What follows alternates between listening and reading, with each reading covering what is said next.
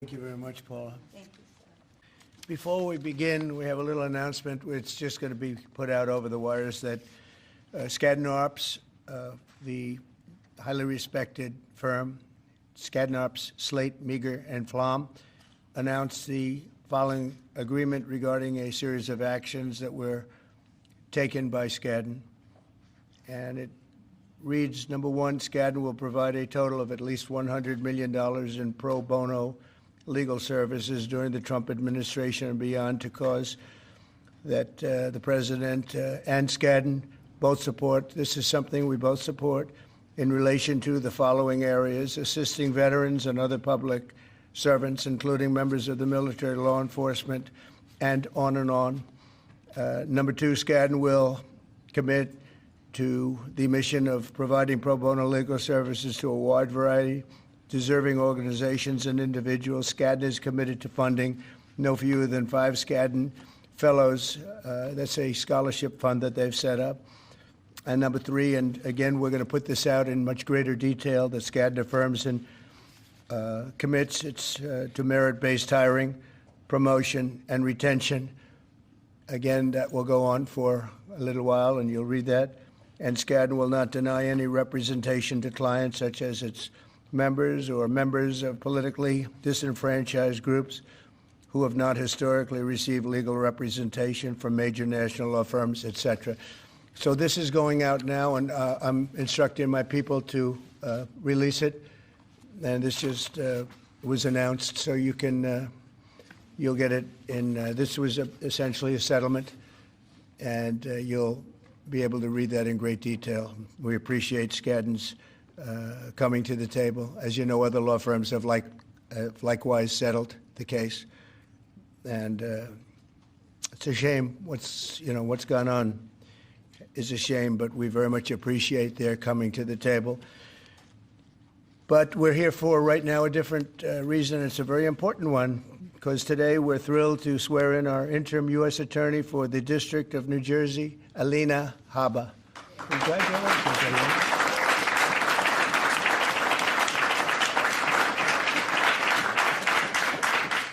And I want to just congratulate, along with your husband, Greg, and your children, your wonderful parents who I've gotten to know over the years, great parents and a great family, so congratulations. And to Luke, Chloe, and Parker, that's great. You're proud, right, of your father and your mother, right?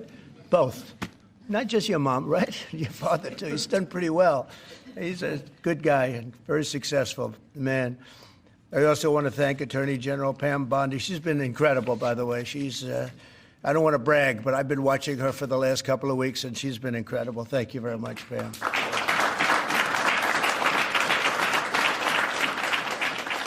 And a couple of others who have been really outstanding. Secretary of Commerce Howard Lutnick. Thank you, Howard. Thank you very much.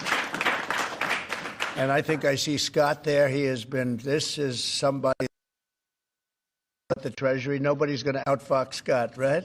Nobody.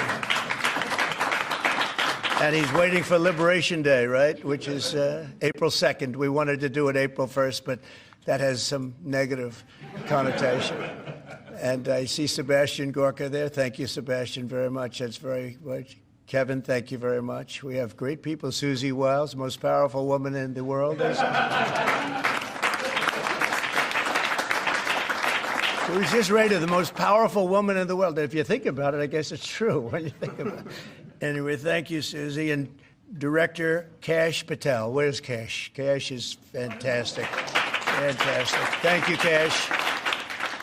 So Alina is a proud New Jersey native. She was born and raised in Summit and now lives in Bernardsville with her family, beautiful area of our country. After a career leading a successful law practice in the state, very successful, Alina joined my legal team several years ago and helped spearhead the effort to defeat the corrupt and grotesque weaponization of our justice system. She was very effective at doing it, and I want to thank you for doing it. You took a lot of abuse, and now they're all sort of apologizing. So anyway, but we appreciate it. Great job you did.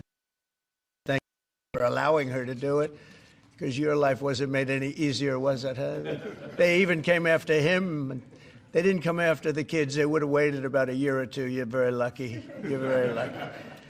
But through her work, Alina became a nationally recognized warrior for the fair, equal, and impartial rule of law.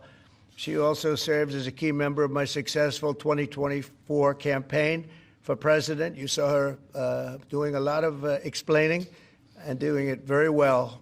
And upon my inauguration, she joined the White House as senior staff. She was a senior staff member as the counselor to the president, and she counseled me very well. Alina has been named to the Super Lawyers Rising Stars list every year since 2014, and also earned a spot on the top 100 lawyers in America numerous times. As a young person, it's very unusual to have achieved that. As U.S. Attorney for New Jersey, Alina will work tirelessly to weed out crime and corruption and restore law and order to the Garden State, as we call it. It's the Garden State. It's a great place. I think it's highly underrated. It's a great place to be and to live, and we all love it. Under the last administration, violent crime in New Jersey, however, rose more than 60%. And under the last administration, violent crime throughout the country rose at levels that are higher than that and unacceptable. And we're bringing it down, and we're getting rid of a lot of bad people. They're being taken out. And we hope this court system that's become so active all of a sudden in trying to protect some very, very bad people of crime, they have to stop. They have to let us do the job. We were elected to do the job. They shouldn't be interfering in that. It's a very sad thing that's going on. Nobody can even believe it. They'd rather have them stay in our country. These are murderers in many cases and people about as bad as we've ever seen. And they have to let us do the job. They have to let Cash and Pam and everybody else do their job. Alina will take on the violence and the law-breaking in Newark, however, and Camden and all parts of New Jersey, and she'll be as good as illegal aliens and criminal cartels to the fullest extent of the law. And between Pam and Alina, you don't want them after you, I can tell you. I watched Pam 2 days ago talking about what was so unfair to a patriot, what was happening, and she said, "We're watching you, we're looking for you, and you're not going to get away with it." You did very well. I think a lot of that stuff has stopped. They watched and they said, who needs this, right, Pam? So thank you very much. Really amazing job that you're doing. So, Alina, I want to congratulate you now. I will ask Pam, our Attorney General, to come up and do the honors of swearing in. And this is a great day for law enforcement in our country. Thank you very much. Thank you. Thank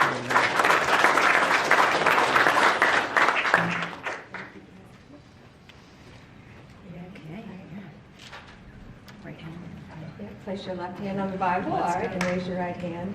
I do solemnly swear I, Alina Habba, do solemnly swear that I will support and defend the Constitution of the United States that I will support and defend the Constitution of the United States against all enemies, foreign and domestic, against all enemies, foreign and domestic, that I will bear true faith and allegiance to the same, that I will bear true faith and allegiance to the same, that I take this obligation freely, that I take this obligation freely, without any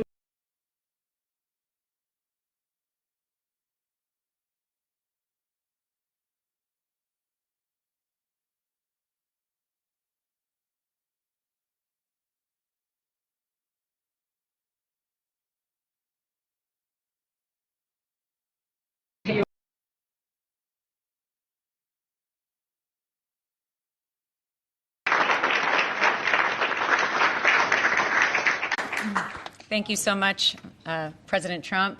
Thank you, Pam Bondi. Thank you, more importantly, to every person in this room. There are so many people that I won't even try to start naming them. I would not be standing here today if it was not for the man to my right.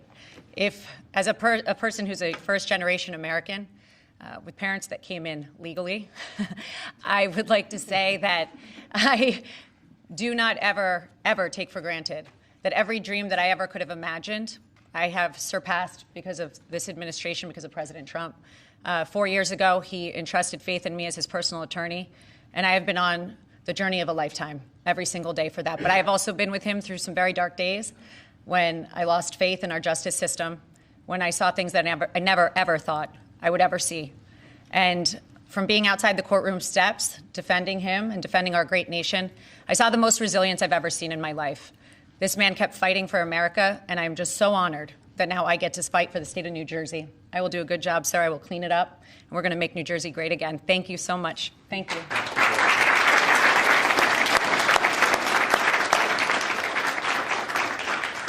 Thank you very much. Do you have any questions, please? Mr. President, Canada's Prime Minister says that they will be implementing retaliatory tariffs. You said if that were to happen, that you would be responding with large-scale tariffs. Will you be following through with that promise? Well, absolutely, but we had a very good conversation. Mark called me today at 10 o'clock. We put out a statement. We had a very, very good talk. He's going through an election now, and we'll see what happens, but we have Liberation Day, as you know, on April 2nd, because, and I'm not referring to Canada, but many countries have taken advantage of us, the likes of which nobody even thought was possible for many, many decades, And, you know, that has to stop. We're going to end up with a very good relationship with Canada and a lot of the other countries. Some we probably won't. It won't be so pleasant, but I think most countries are agreeing with me. They actually, many of them have actually apologized. They said, look, we have taken advantage. And I don't blame them as much as I blame the people that stood, in this case I can say the men, because so far they've been all men, haven't they? But the men that sat right there and behind the Resolute desk, mostly the Resolute desk, you know. I don't know if you know, you have a choice of 7 desks. The Resolute is the one I like, but some chose other ones. But they sat right behind a desk right in this location, and they let our country be hurt very badly, but I didn't do that. So, but we had a very good talk, the Prime Minister and myself, and I think things are going to work out very well between Canada and the United States. Yeah, please, go ahead. Mr. President, how is the talks with India on tariff going on, and what is the expectations from India? How much do you want them to Well, as you know, Prime Minister Modi was here just recently, and we've always been very good friends. India is one of the highest tariffing nations in the world. You know that. I know. Thank you for shaking your head, but it's brutal. It's brutal. They're very smart, and he's a very smart man and a great friend of mine, actually. And we had very good talks. I think it's going to work out very well between India and our country. Very, very well. And I want to say you have a great Prime Minister. Mr. President, there's been a very serious earthquake in Burma, Myanmar today, with up to several hundred killed. Yeah. The military regime there has asked for help from anybody. Yeah, we're going to be helping. We've already alerted the people. Yeah, it's terrible what's happened. It's helping. We've already spoken with the country. Okay, please. Mr. President, yesterday you asked Representative Stefanik to stay in her seat. Can you explain your reason for that? Did it have anything to do with the tight polling in the Florida district that former Representative Waltz held? Well, I think we're doing, yeah, I think we had, as you know, we have a few elections going on. And she is phenomenal, number one. She is a friend of mine, and she was going to go to the United Nations. And I said, look, there's a lot of room for doing that or something else. But she's very popular in her district, and I didn't want to take a chance. I don't even know who else is running. I assume somebody else would have been running. But if she runs, she can't be, you never want to say can't be beaten, but I think can't be beaten. She's very, very well-liked and very smart. And I said, Lise, would you do me a favor? We cannot take a chance. We have a slim margin. We don't want to take any chances. We don't want to experiment. And she polls like I do. I won her district, as you know, by a lot of points. And she also does very well there. When it comes to Florida, you have 2 races, and they seem to be good. It's a Trump plus 32 area. The one thing is they're spending like $12 million, and our candidate doesn't have that kind of money, spending much less than that, like maybe 1/12, about $1 million, a little bit more than $1 million. So the airwaves are blanketed, and you never know what happens in a case like that. I won it by 32 points, and it's very, very strong. It used to be Democrat, but when I came along, they liked me for whatever reason. You'll have to explain that, but they liked me, and we're way up. But you don't know what happened. Second district, who seems to be in pretty good shape, but likewise, he's being outspent about 5-1. So we don't want to take any chances. So I went to Elise and I said, Elise, do you mind? Very highly rated person, you know, she was a real leader. And she will be again. I spoke with Mike Johnson. They're going to put her in a high leadership position. But will you mind staying in Congress? Because we don't want to take any chances. And it's as simple as that. It's basic politics. It's politics 101. She's very popular. She's going to win. And somebody else will probably win, too, because we did very well there. I did very well there. But the word probably is no good. So I really appreciate her doing it. She's doing me a big favor when she does it, because she was all set to go to the United Nations, and she would have dealt with Putin and Zelensky and everybody else, and she would have been very effective. But we really don't want to take any chances because it is tight. Mr. President, Go ahead, please. Thank you, sir. You and your team apprehended a top 3 leader in the violent gang MS-13 yesterday, just 30 minutes outside of Washington, D.C. What has made you and your team so effective in finding, locating, apprehending, and deporting these violent, illegal migrants? I love this guy. I wish more people would ask questions like that. But thank you. That's very nice. I appreciate it. And they have been. All you're doing is being fair with you when you ask a question in that way. Pam Bondi and Kash Patel and all of the rest of law enforcement. And I think we have to include ICE and Border Patrol, you know, Paul of Border Patrol, the whole group from Border Patrol. They're so incredible, and it's, you know, dangerous stuff, hard stuff, and it's really an unforced error, because these people were allowed into this country and they shouldn't have been in this country. They would have never been in this country. We're getting rid of some of the worst criminals in the world. They came out of jails and mental institutions from all over the world. But Pam and the whole group, and Kash, who's here, and it's so good to have him. I see him all over. He's working 24 hours a day, but the job they've done is incredible. And they caught one of the worst criminals in the world, I guess, in terms of evilness. You don't get any worse than the MS-13 guys and the Tren de Aragua guys. It's you could flip a coin. It's a rough group. And, you know, the big thing is they have to be able to do their job. I know I was watching it on television like you, and I saw the home that he lived in a good area, but boy, they had a lot of weaponry in there, right? Highly sophisticated, really brutal stuff. So I appreciate the question, and I just want to thank Kash and Pam and the whole group for doing a fantastic, and the local law enforcement who's been so terrific. Even first responders. So I want to thank everybody, and thank you very much. Mr. President, I wanted to say, first of all, happy Women's Month. You do so much for women by, first of all, keeping men out of women's sports, and you platform so many. That was an easy one. That was crazy. You platform so many great women, like your Chief of Staff, Susie Wiles. You also have Caroline Levitt doing a great job as press secretary. Now Alina will be joining as well. Since Democrats seem to struggle answering this question, I wanted to ask you, what is a woman, and why is it important that we understand the difference between men and women? Well, it's sort of easy to answer for me, because a woman is somebody that can have a baby under certain circumstances. She has a quality.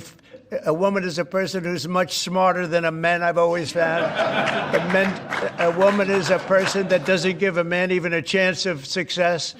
And a woman's a person that in many cases has been treated very badly, because I think that what happens with this crazy issue of men being able to play in women's sports is just ridiculous and very unfair to women and very demeaning to women. And that's got to be about a 94%. I read today it was a 94% issue. And I watched the other day, a congressman, a Democrat congressman, fighting for the fact that men should be allowed to compete essentially in women's sports. And I say, I hope they keep that going, because they'll never win another election. That's a big deal. But women are basically incredible people, do so much for our country, and we love our women, and we're going to take care of our women. Yeah. Mr. President, what was your reason for pardoning Trevor Milton? Highly recommended by many people, that was taken advantage of. He did a business deal like in Utah, as I have it. And I think he was exonerated, and then they brought him into New York, We had a rough road, I mean, he was exonerated. It was a big celebration. Again, I don't know him, but they say it was very unfair, and they say the thing that he did wrong was he was one of the first people that supported a gentleman named Donald Trump for president. He supported Trump. He liked Trump. I didn't know him, but he liked him. It was in Utah, and they went after him. They went after his family. They went after his businesses. And he was, I believe, exonerated, and then they went after him again, and they brought him this time into Manhattan, and he had nothing to do with Manhattan. And they got him, and I said, that's unfair. There are many people like that. They support Trump, and they went after him. You don't realize this is a vicious group of people that were in this office before us. This is a vicious group. They're violent. What they were doing to people, and you could go story after hundreds and even thousands of stories, and they went after this man. And when I heard about it, I said, nope, not going to happen. They destroyed 5 years of his life. He fought for 5 years of his life, and he did nothing wrong. And he's a good person. And basically, I had these fantastic recommendations about him from people that you know very well, all top-of-the-line people. They thought it was a horrible thing.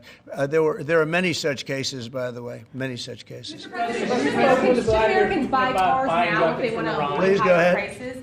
Thank you, Mr. President. Have you spoken with Vladimir Putin about buying weapons from Iran and from North Korea? Not about specifically that, no, I haven't. Well, that seems to be an issue that you want to make important, is...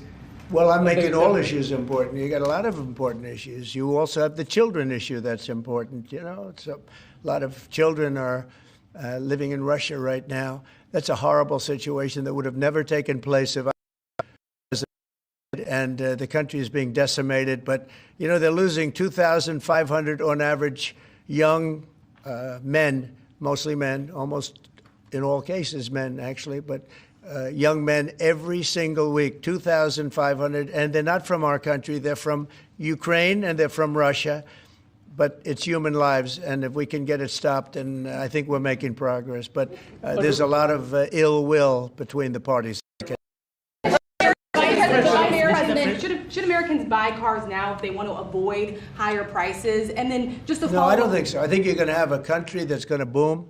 I just spoke to Tim Cook of Apple. He's investing $500 billion in the United States, which he would have never, he told me, I would never have done it if you lost the election, and I would have never done it if there wasn't a tariff system that is an incentive for people to come. And remember, there are no tariffs. All you have to do is do your work right here. If you have your company here, if you build your product, make your car, or whatever it is you're making, no tariffs. And we're going to have, I think, Scott, I would say we're close to $4 trillion, even going close to $5 trillion. Now, we haven't had that for years. If you add up years, they haven't invested like that. And here we are in 2 months. We think we're up to close to $5 trillion of investment. They're going to build car plants. They're already building. Many of them have already started. And if you build a car in the United States, and one thing that I just spoke with John Thune about, I just spoke to Mike Johnson about, Speaker, we're going to do something that has never been done in this country before. I'm very proud to say it was my idea. And so sometimes a simple idea, they say, how'd you think of that one? It's so simple, it was never done. If you buy a car in the United States that's made in the United States, if it's manufactured here, when you borrow money, if you borrow money, you have interest payments, we're going to let you deduct the interest payment for income tax reasons. And I think that's going to more than pay for itself. I think people are going to be, they've never had a deduction. You know, deductions are supposed to be for like rich people, and it's unfair to have that. But rich people are, I think I know more about deductions than any human being on earth. But, you know, the truth is that people that are middle income people that buy a car and actually have to borrow money, they're going to now get an interest deduction on their car if it's made in the United States. If it's made someplace else, that won't take place. But car companies, as you know, are already expanding and building new plants. They've already started. And I think you're going to see numbers. Howard, you're seeing it. And Scott, you're seeing it. You're going to see numbers the likes of which you've never seen before. Yeah, please go The ahead. Vice President is in Greenland right now. Do you have plans to expand U.S. military presence in Greenland? Is that We get along very well with Greenland. We get along very well with Denmark. We've always had a good relationship. Denmark does a lot of business in the United States. We don't do so much there, but they do a lot of business in the United States. And I think they want to see, I think everybody wants to see that work out. We need Greenland, very importantly, for international security. We have to have Greenland. It's not a question of, do you think we can do without it? We can. If you look at Greenland right now, if you look at the waterways, you have Chinese and Russian ships all over the place. And we're not going to be able to do that. We're not relying on Denmark or anybody else to take care of that situation. And we're not talking about peace for the United States. We're talking about world peace. We're talking about international security. And right now, you look at it, you have warships all over the place going through right along Greenland. We're not going to let that happen. We cannot let that happen. Or if it's going to happen, we have to be protective of our country. And more important, really protection not only of our country, of the world. So Greenland is very important, and modern day weaponry makes Greenland 100 years ago less so. But also, would you like to visit Greenland? if you notice, also some of those you could call them roadways. Okay, they're water roadways, but some of those areas are opening up, and they're opening up icebreakers out there. They're opening them, and by just nature, they're opening up, and they're headed right into China, right into Russia, and we have no choice. The answer is he's there with his wonderful wife, Usha. They're there right now. They landed a couple of hours ago, and they will represent us well. But Greenland's very important for the peace of the world, not us, the peace of the entire world. And I think Denmark understands it. I think the European Union understands it. And if they don't, we're going to have to explain it to them. Would you like to visit Greenland, Mr. Iranian Trump? drones are attacking Ukraine every day. Let's say it.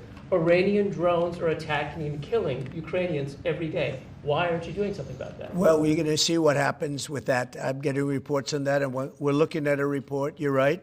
They make a lot of drones. Iran makes a lot of drones. They make very effective drones, too. They do very effectively at some things, but Iran is very high on my list of things to watch. And as you probably know, I sent them a letter just recently, and I said, you're going to have to make a decision one way or the other.